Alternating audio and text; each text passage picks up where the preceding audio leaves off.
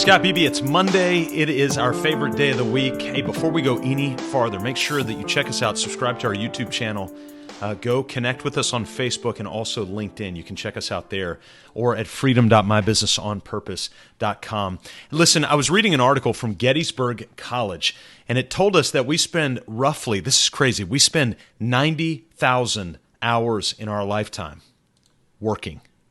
That's 1/3 of every day of our life we're working. Owners have a responsibility for creating businesses that produce a lot of things. They produce customers, profit for the business, and even jobs for literally millions of people around the world. And as you, if you're an owner, build your business in whatever stage you are, typically we talk about 5 stages of a business.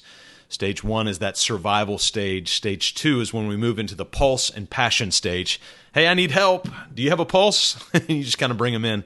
Stage 3 is the leadership stage. Stage 4 is the executive leadership stage.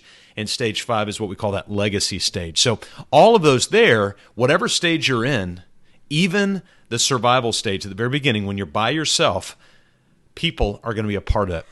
If you're a solopreneur, a gigger, a freelancer, at some point, you will outsource bookkeeping, taxes, graphic design, marketing, some other services that will dramatically help you focus your, what we call your narrow brilliance.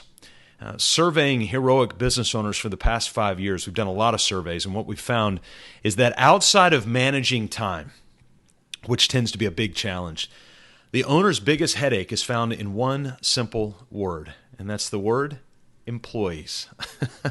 It doesn't have to be that way, by the way. Life is loaded with concrete reality and fluid emotion altogether. So you've got this side, which is this kind of more black and white concrete reality. You've got this side, which is more that kind of fluid emotion. And employees and owners alike bring this dualistic reality with them at home and to work.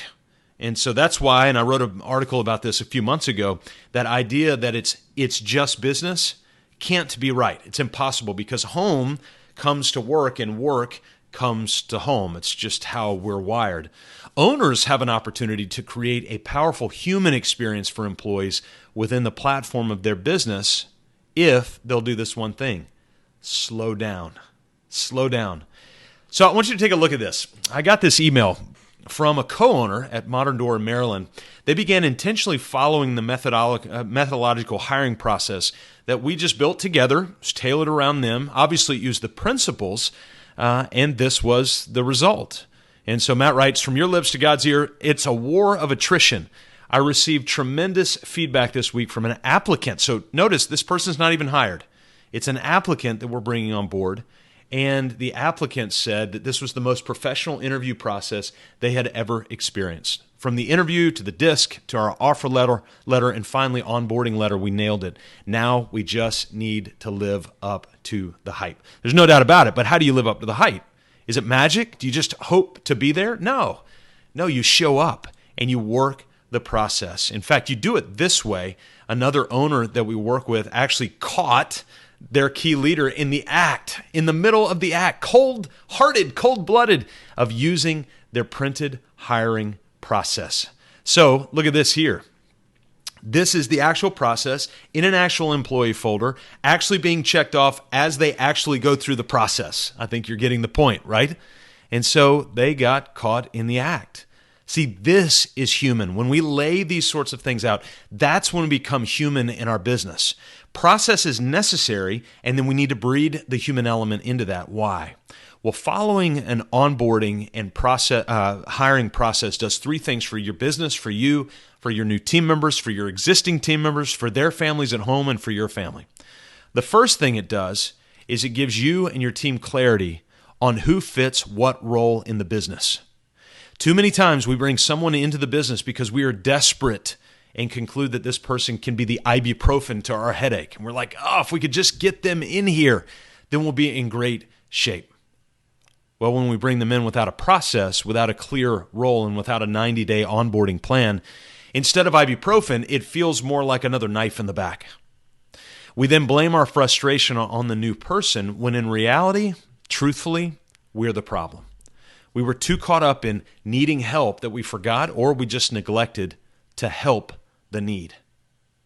So we were so focused on needing help, we forgot to help the need. The second thing a hiring process does is it intentionally slows down the entire process. By the way, we want to make this very methodical. If you'll notice our owner's implementation roadmap, it shows for an owner what to do daily, weekly, monthly, every 12 weeks, every semester, every year, and then as needed. Look what's in the as needed right there, the hiring process. The hiring process is so important because it forces you to stop and slow down. Now, historical wisdom has really optimized and prioritized slowness versus speed. I want you to think about that. Historical wisdom has prioritized slowness versus speed. Rarely have solid decisions with great longevity been made in haste.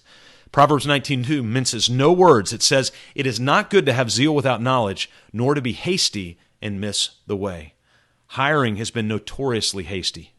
Currently, I don't know if you saw this, but Amazon is needing to hire over 50,000 people. 50,000 people. That's crazy. That's double the amount of people who live in our town. And one company has to hire that. Haste may have to be an option for Amazon, but it certainly does not need to be an option for you. Write the process down, communicate it with your team and your potential hires, and follow the process. Every jot, every tittle, every dot, every element of that process, I want you to follow it.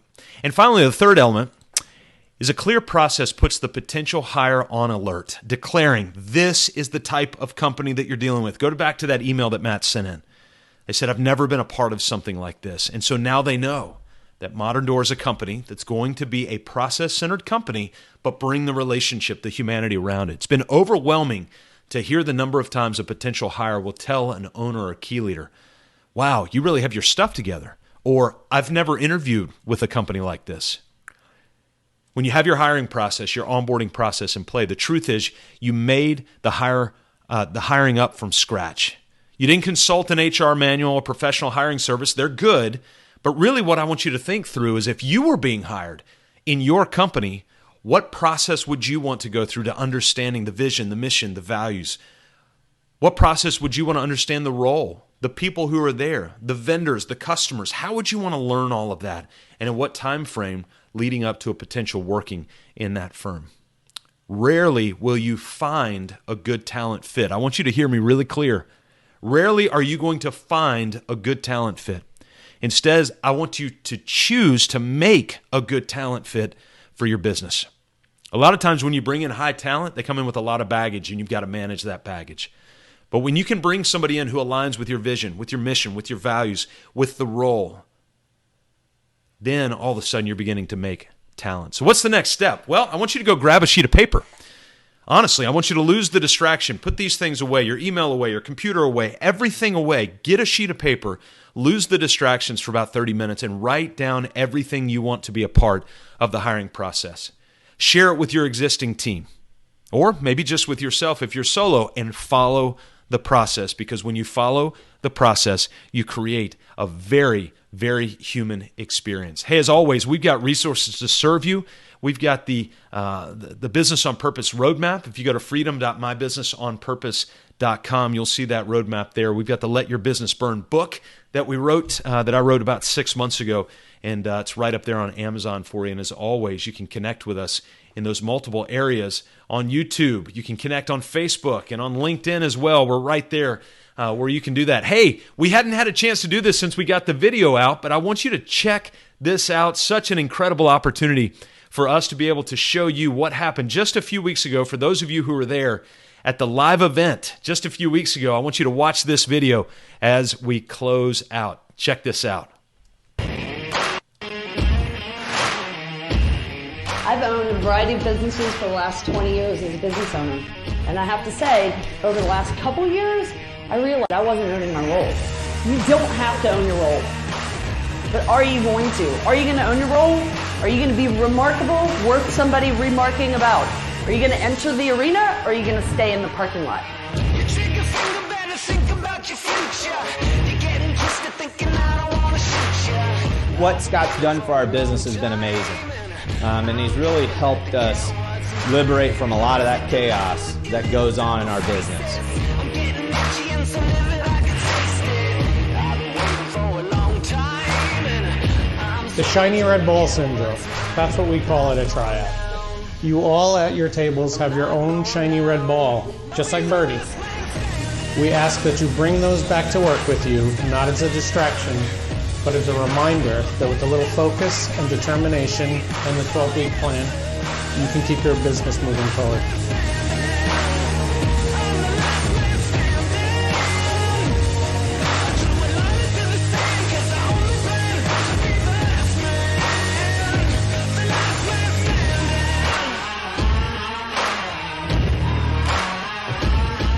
Somebody said, if you want to change the world, start by changing a nation. If you want to change a nation, start by changing the state. If you want to change a state, start by changing a county. If you want to change a county, start by changing a town. If you want to change a town, start by changing a community. If you want to change a community, start by changing a family. If you want to change the family, start by changing yourself.